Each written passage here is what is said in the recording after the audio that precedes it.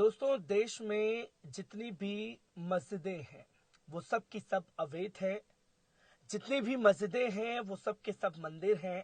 ये मेरा नहीं बल्कि देश में जगह जगह इसी तरीके से बवाल खड़ा करने की कोशिशें की जा रही हैं। और ताज़ा मामला जो है वो मध्य प्रदेश के धार जिले भोजशाला सर्वे को लेकर के आया और उस वक्त बवाल खड़ा करने की कोशिश की गई जिस वक्त रमजान का दूसरा जुमा और जुमे की नमाज के लिए नमाजियों की संख्या जो है वो भोजशाला की मस्जिद सर्वे की तरफ बढ़ती, पर उससे पहले ही कुछ मिनट पहले एएसआई की टीम पहुंच जाती है और नमाजियों की नमाज में खलल पैदा करने की कोशिश की जाती है, जिसको लेकर के वहां के शहर काजी बुरी तरीके से भड़कते हैं और साफ तौर पर ये कह देते हैं कि जितनी भी मस्जिदें हैं वो सब के सब मंदिर हैं। क्योंकि देश में यही सिलसिला लगातार देखने को मिल रहा है और किस तरीके से बवाल की तस्वीर सामने आई, कैसे नमाजियों की नमाज में खलल डाला गया। पहले इस वीडियो पर नजर डालिए।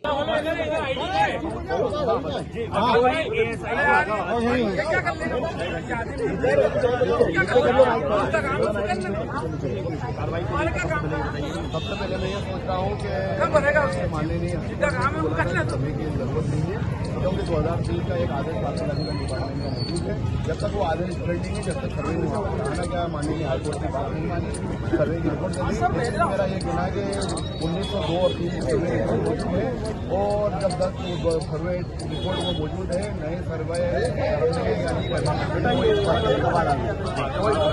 देखो फिर जब यहाँ पर बुलाया गया था दोनों पक्षों को, आपकी तरफ से कोई नहीं गया, सुप्रीम कोर्ट में दिल्ली में क्या हुआ, खारिज कर दिया। हमारी तरफ से जो कमाल मौला कमेटी है, कमाल मौला वेलफेयर सोसाइटी जो भी है, उसको नोटिस तामील करवाना था। आर्कियोलॉजिकल डिपार्टमेंट के जो अधिकारी आए उनसे आप ये पूछिए कि उनको नोटिस तामील करवाया है। एक पक्ष को लेके चले गए, ये अपने आप में खुद एक शंका व्यक्त करता है। उसको नोटिस तामील क्यों नहीं कराया उस कमेटी को? आपको लग रहा है एएसआई पर आपको शंका है? एएसआई पर हमारे को जरा सी भी शंका नहीं है, क्योंकि एएसआई की 2003 की रिपोर्ट है, वो अपनी रिपोर्ट से मुकर नहीं सकता, क्योंकि उसको स्टापल की बात आती है।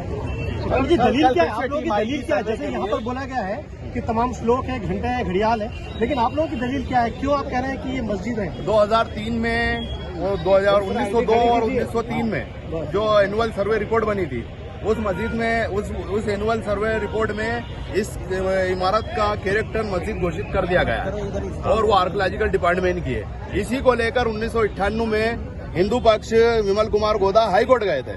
हाईकोर्ट में अटल बिहारी वाजपेयी जी की गवर्नमेंट थी और राज्य मंत्री मुरली मनोहर जोशी थे और इसके मंत्री और राज्य मंत्री उमा भारती जी थी शायद। वहां से जब शपथ पत्र मांगा, हाईकोर्ट की डिवीजन बेंच में शपथ पत्र लगाया केंद्र गवर्नमेंट ने कि दिस इज अ कमाल मौला मॉस्क और भोजशाला क्या है, ये एक मिस्ट्री है। और ये हाईकोर्ट में जवाब मौजूद है अटल बिहारी जी वाजपेयी जी की गवर्नमेंट का।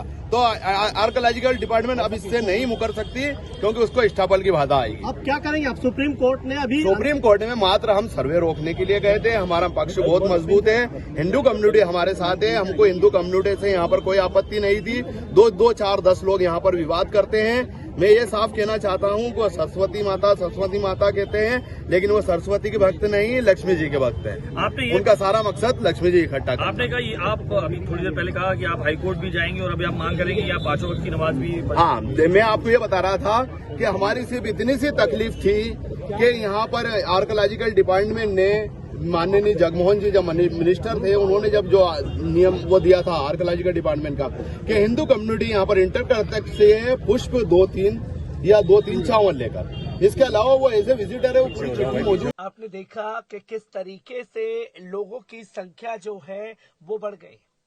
तमाम मीडिया का जमावड़ा जो है उस वक्त वहां मौजूद हो गया और सवाल ये खड़ा हो जाता है कि आखिरकार देश में ये किस तरीके का सिनेरियो चल रहा है और किस तरीके से हर मस्जिद को लेकर के एक ही पैटर्न अपनाया जा रहा है।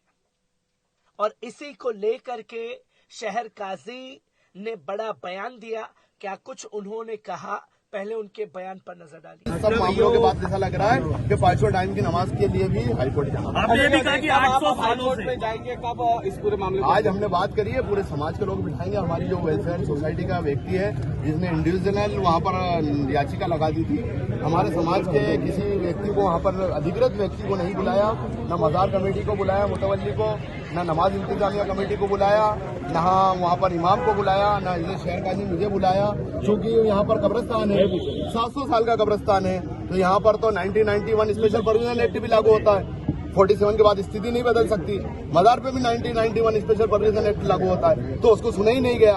उसमें हकीकत में यह है कि 2 साल के अंदर जो नोटिस आया था वो इंडिविजुअल किसी भी व्यक्ति को पकड़ा दिया गया, समाज तक तो उसकी खबर ही नहीं पहुंची। आपने ये भी कहा समाज तक उसकी खबर ही नहीं पहुंची और समाज ने अभी तक जवाब नहीं दिया। इसमें माननीय हाईकोर्ट को भी हम कुछ नहीं कह सकते क्योंकि हमारा जवाब ही नहीं गया।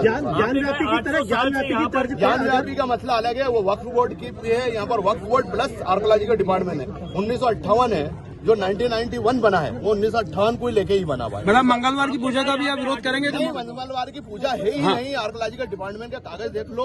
उनकी हमारे पास RTI भी है, जो रिपोर्ट लिखी है उसमें अक्षत और पुष्प लेकर जा सकते हैं। एक शॉर्ट टाइम पॉलिटिकल गेम था, तो जो प्रशासन और पुलिस की लापरवाही से यहाँ पर चल रहा है। आपने लिखा और आर्कोलॉजिकल डिपार्टमेंट की लापरवाही। हाईकोर्ट के फैसले से इत्तेफाक नहीं रखते? नहीं, हम हाईकोर्ट के फैसले से सिर्फ इस बात से इत्तेफाक नहीं रखते हैं कि यहाँ पर एनुअल सर्वे रिपोर्ट मौजूद है 1902-3 की। जब आपके सामने 2003 का एक आदेश है, आप उस आदेश को निरस्त करोगे तो फिर सर्वे का मतलब नहीं रह जाएगा।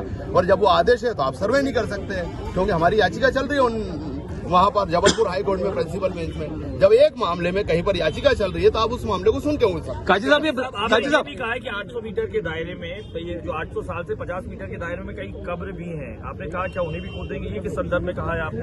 आर्कोलॉजी जो उन्होंने जो वो दिया है, अगर मैं सही नहीं समझा हूँ तो इसके लिए मैं माफी चाहता हूँ, लेकिन उन्होंने दिया है कि 50 मीटर का दायरा।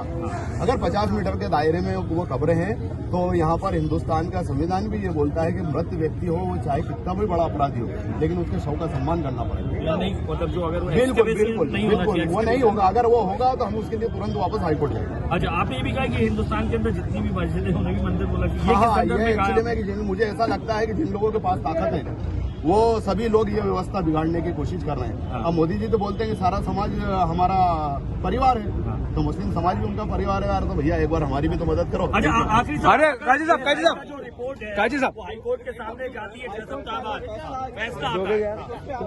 इंग्लिश में इंग्लिश बोलनी पड़ता है। वो हम देखेंगे और जो भी कानून आधार होगा उसके हिसाब। काजी साहब, ये ब्राह्मी में जो लिखे हैं, जो शिलालेख हो रही है, इसके बारे में आपका क्या कहना है? 1902 में अगर ये नहीं थे हाँ। तो वो अभी भी नहीं थे। एक्चुअली में ये जितना भी मटेरियल आप समझ लो, ये मटेरियल गुप्त काल का। हाँ। गुप्त काल में यहाँ पर भी जिस जगह भी ये पड़े हुए थे, वो जिसके भी कवर में थे, उसको पैसे लेकर खरीदा गया और वो पैसे का रिकॉर्ड मौजूद है। आप ये बताइए कि भोई कौन थी, माहिया भोई कौन है, पता करो आप, और राधेश्याम मोइया कौन है, उसका पता करो। उन सबसे ये पत्थर खरीदे गए हैं, जितने साफ हुए उतने लगा दिए।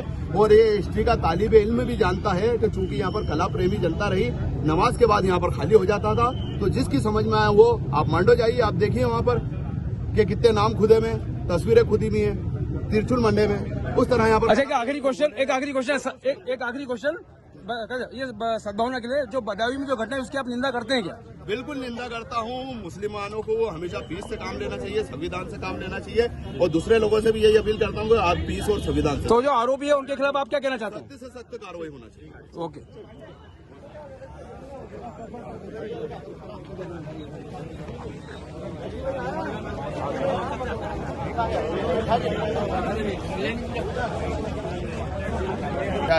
वहां से जब शपथ पत्र मांगा, हाईकोर्ट की डिवीजन बेंच में शपथ पत्र लगाया केंद्र गवर्नमेंट ने कि दिस इज अ कमाल मौला मॉस्क, और भोजशाला क्या है, ये एक मिस्ट्री है। और ये हाईकोर्ट में जवाब मौजूद है अटल बिहारी जी वाजपेयी जी की गवर्नमेंट का। तो आर्कोलॉजिकल डिपार्टमेंट अब इससे नहीं मुकर सकती, क्योंकि उसको इस्टापल की बाधा आएगी। अब क्या करेंगे आप? सुप्रीम कोर्ट में मात्र हम सर्वे रोकने के लिए गए थे। हमारा पक्ष बहुत मजबूत है, हिंदू कम्युनिटी हमारे साथ है, हमको हिंदू कम्युनिटी से यहाँ पर कोई आपत्ति नहीं थी।